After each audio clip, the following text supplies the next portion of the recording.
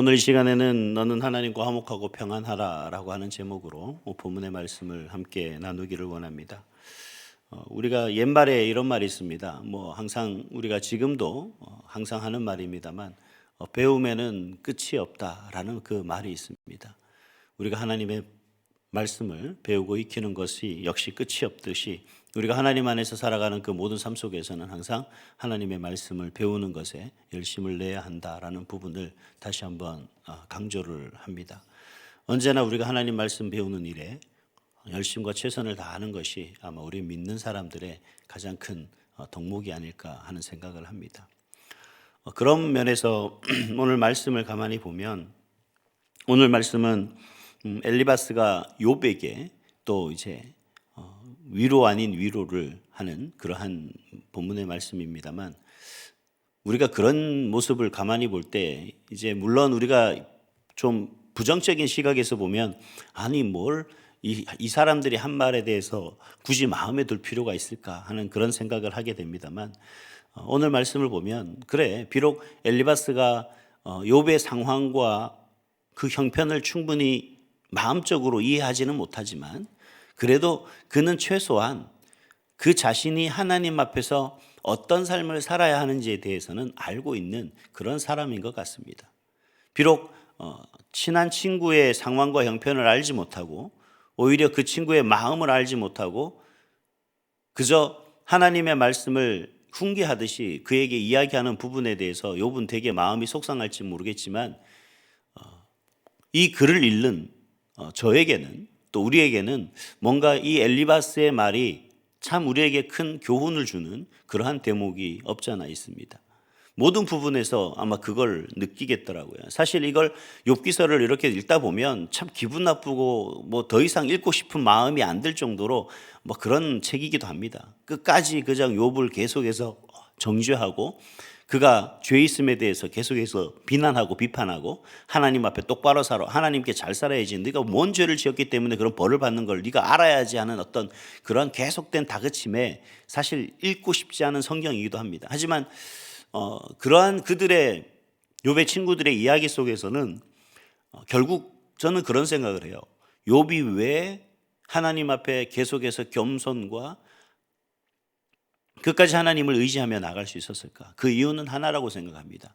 그런 친구들의 그런 직원들이 때로는 그에게 화살이 되어 꽂혔지만 또 그러한 말씀 속에서 그가 내가 하나님 앞에 어떻게 나아가야 되는지 그리고 우리 하나님이 어떤 하나님인지 그 부분 그 욥의 마음에 아마 동의가 있었을 거라고 그렇게 믿습니다. 그래서 오늘 말씀 속에서도 우리가 엘리바스가 한 말이니까 나쁜 말이야, 좋은 말이 아니야, 아유 듣기 싫은 말이야 라고 그렇게 폄하할 것이 아니라 엘리바스의 말 속에서 우리가 하나님 앞에 어떻게 또 하나님이 원하시는 삶의 어떤 모습인가를 찾아볼 수 있는 그러한 어떤 시간이 될 수 있기를 소망합니다. 그런 가운데서 21절에 보니까 엘리바스는 욥에게 이런 말을 합니다. 같이 읽습니다. 시작.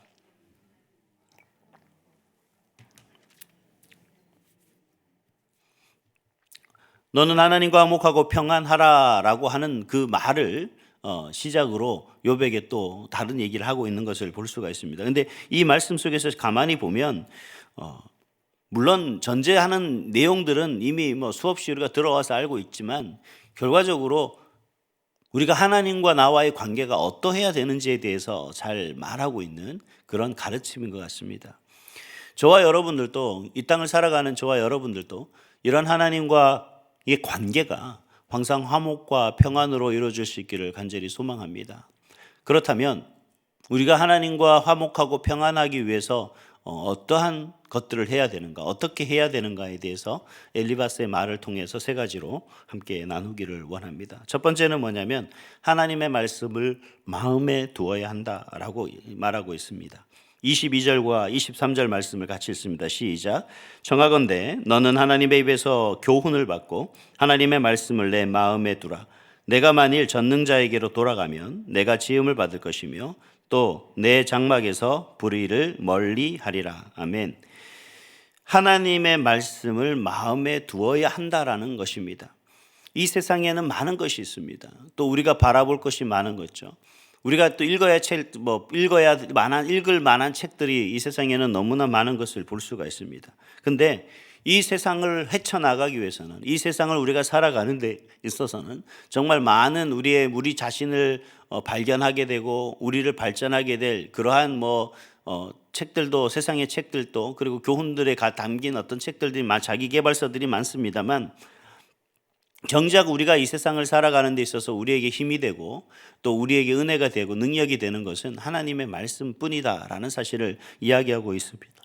그래서 시편 119편의 말씀에 보면 우리가 이 땅을 살아가는 데 있어서 왜 하나님의 말씀을 두어야 되는가, 하나님의 말씀을 마음에 두어야 되는가에 대해서 여러 가지로 이야기하고 있는 모습을 볼 수가 있습니다. 잠깐 소개한다면 119편 11편에 보니까 내가 주께 범죄하지 아니하려 하여 주의 말씀을 내 마음에 두었다라고 그렇게 시인은 고백합니다. 내가 범죄하지 않기 위해서는 하나님의 말씀을 내 마음에 두어야 된다라는 거죠. 범죄는 곧 하나님과 나의 관계가 단절되게 하는 그러한 요소이기 때문에 그렇다는 겁니다. 또 시편 119편 105절에 보니까 주의 말씀은 내 발의 등이요 내 길의 빛이니이다 라고 그렇게 말씀하고 있습니다. 우리가 나아가는 그 발등상에 등불이 되어주시고 빛이 되어주시는 것은 다름 아니라 하나님의 말씀이다 라고 하는 것이겠죠. 또 시편 119편 165절에 보니까 주의 법을 사랑하는 자에게는 큰 평안이 있으니 그들에게는 장애물이 없으리이다 라고 그렇게 고백하는 것을 볼 수가 있습니다. 우리가 이 세상을 살아가면서 많은 장애물을 넘어야 될 터인데 하나님의 말씀이 우리 마음에 두면 우리는 그 모든 장애물을 넉넉히 이겨내갈 수 있는 그런 힘과 능력을 소유하게 될 수 있다라는 그런 말씀이죠. 우리가 이 땅을 살아가면서 범죄하지 않기 위해서는 또 하나님의 말씀을 마음에 두어야 되는 것이고, 또 우리가 하나님의 말씀을 우리 마음에 둘 때 우리의 삶의 모든 걸음 가운데는 어디로 가야 할 바를 정확히 알 수 있게 된다라는 그러한 말씀들입니다. 그렇기 때문에 우리가 이 땅에 살아가기 위해서 하나님과의 화목과 평안을 이루기 위해서는 우리가 하나님의 말씀을 마음에 꼭 두어야 된다라는 것이 그 첫 번째 이야기입니다. 두 번째는 뭐냐면 하나님을 보화로 삼아야 한다라는 말씀입니다. 24절에서 26절 말씀에 보니까 그 말씀들을 딱 한마디로 요약하고 있는데 뭐라고 이야기하냐면 25절에 보면 그리하면 전능자가 내 보화가 되시며 라고 그렇게 말하고 있는 것을 보시게 됩니다. 이 말씀을 24절에서 26절 말씀을 세번역 성경에서 보면 이렇게 번역합니다. 황금도 티끌 위에다가 내버리고 오빌의 정금도 궤국의 돌바닥에 내던져라. 그러면 전능하신 분이 내 보물이 되시고 산더미처럼 쌓이는 은이 되실 것이다. 그때가 되어야 비로소 너는 전능하신 분을 진정으로 의지하게 되고 그분만이 내 기쁨의 근원이심을 알게 될 것이다. 이렇게 번역하고 있는 것을 볼 수가 있습니다. 하나님을 보화로 삼는다는 것은 다름 아니라 내 모든 것을 그분께 맡기고 의지하며 나아가는 그러한 것을 의미하고 있는 것을 볼 수가 있습니다. 우리는 각각 우리가 바라고 있는 내가 소유하고 있는 것 중에 가장 귀하게 가치 있게 여기는 것이 있습니다. 하나님 말고, 예수님 말고. 그 외에 많은 것들을 우리가 의지하는 것이 있습니다. 다 잃어도 다 줘도 이것만은 못 주죠. 우리가 하나님의 영광을 위해 무엇을 할 때 우리는 그런 얘기를 합니다. 저도 그렇더라고요. 하나님께 예전 교회 건축을 할 때 우리가 하나님 앞에 드립니다. 그래. 내가 다른 건 다 드릴 수 있어도 이것만은 못 줍니다. 내가 모든 것든 하나님을 위해서 할 수 있습니다. 하지만 이것만큼은 안 되더라. 라고 하는 것이 있습니다. 이건 무슨 얘기를 하는 거냐면 여전히 내가 하나님보다 더 위에 두고 하나님보다 더 가치를 두고 있는 것이 있다라는 거죠. 그것은 하나님이 부여하신 것이 아니라 내가 부여하고 있는 것입니다. 이 모든 것들을 뭐라고 얘기하냐면 내버리라 라고 그렇게 얘기하고 있습니다. 내버리고 내던지면 하나님이 나의 보화가 될 것이다 라고 하는 것입니다. 그것이야말로 하나님과 화목과 평안을 이루는 일에 귀한 요소가 될 수 있다라는 거죠. 하나님과 화목하길 원하십니까? 하나님과 평안하길 원하십니까?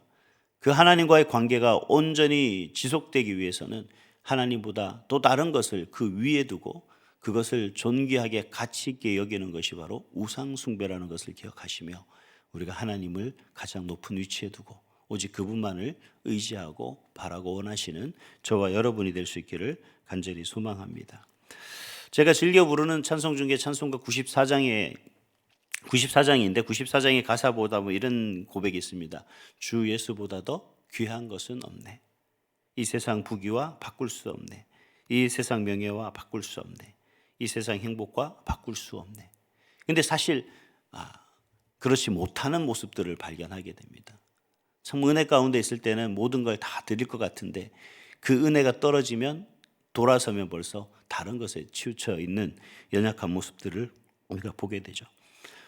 바라기는 저처럼 이렇게 연약한 믿음으로 살아가지 마시고 분명 여러분들은 저보다 더 큰 믿음으로 오늘도 내일도 항상 그 주 예수보다 더 큰 그 어떤 것이 아닌 오직 주 예수가 가장 큰 여러분의 의지가 되시고 보화가 되실 수 있기를 주님의 이름으로 축복합니다.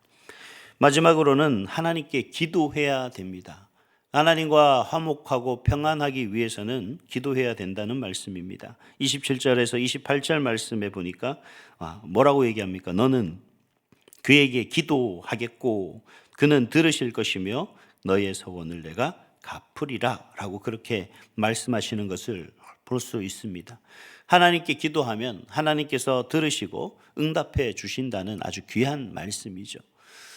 만약에 그래서 저는 이런 오늘 본문의 말씀을 가만히 볼 때 엘리바스가 결코 하나님을 모르고 하나님과 전혀 상관없이 살아가는 그런 인생은 아니다라는 것을 우리가 얘기할 수가 있습니다. 우리가 신약 성경에서 사도들을 가만히 보세요. 또 구약 성경을 가만히 보면 많은 이야기들 가운데 기도와 관련된 이야기들을 교훈할 때 사도들은 참 자신 있게 얘기하는 것을 볼 수가 있습니다. 기도하면 하나님께서 응답해 주실 것이다. 기도하면 그 모든 것이 다 응답될 것이다 라고 하는 그러한 모습들을 볼 수가 있습니다. 그 이유는 무엇이겠습니까? 바로 그들이 경험했고 또 그들이 그런 하나님을 분명히 믿고 있기 때문에 할 수 있었던 말이 아닌가라고 생각을 합니다. 그래서 예수님께서도 뭐라고 말씀하시죠? 마태복음 7장 7절에서 8절의 말씀을 보면 구하라 그리하면 너희는 주실 것이요 찾으라 그리하면 찾아낼 것이요 문을 두드리라 그리하면 너에게 열릴 것이니 구하는 이마다 받을 것이고 찾는 이마다 찾아낼 것이며 두드리는 이에게 열릴 것이다 라고 그렇게 말씀하십니다. 뿐만 아니라 요한복음 14장 14절에 보니까 내 이름으로 무엇을 구하든지 내게 구하면 내가 행하리라 라고 말씀하시는 것을 볼 수가 있습니다. 이 믿음을 가지고 우리가 하나님과 화목도 구하고 평안도 구하고 또 하나님의 사람으로 살아가는 데 있어서 부족한 많은 것들을 구함으로 말미암아 저와 여러분이 정말 한 참된 하나님의 자녀로서 이 땅을 살아가는데 그 어떤 어려움 속에서도 하나님만을 붙들고 의지하며 주님이 나의 보화입니다. 하나님이 나의 보배이십니다. 라는 고백으로 오늘도 승리할 수 있는 저와 여러분의 삶이 될 수 있기를 주님의 이름으로 축복합니다. 기도하겠습니다.